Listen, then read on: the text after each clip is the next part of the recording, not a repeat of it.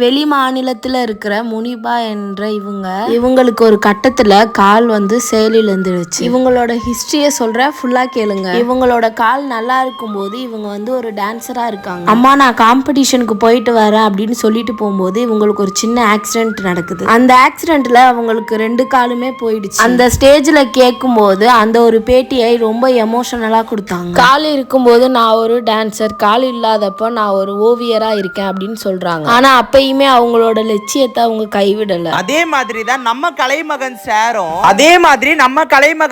2000 ஒரு பெரிய ஓவியரா இருந்திருக்காரு. பெரும்பாக்கம் செம்மஞ்சேரியில இருக்க ஹவுசிங் போர்ட்ல இருக்க நிறைய பேருக்கு சாப்பாடு போடுறத வாங்க முடியாம இருக்காங்க. அதுக்காக மத்தியான உணவு போடும் போது அவங்க வீட்டுக்கு தேடி போய் சாப்பாடு தராங்க. நிறைய பேருக்கு அந்த மத்தியான உணவு சாப்பிட முடியாம இருக்கனால அவங்க வீட்டுக்கு தேடி போய் அந்த ஒரு சாப்பாடை முடியாம இருக்கவங்களுக்கு தர மாதிரி எடுத்துட்டு வந்திருக்காரு. 2 பேரோட வாழ்க்கை கதையும் ஒண்ணுதான்.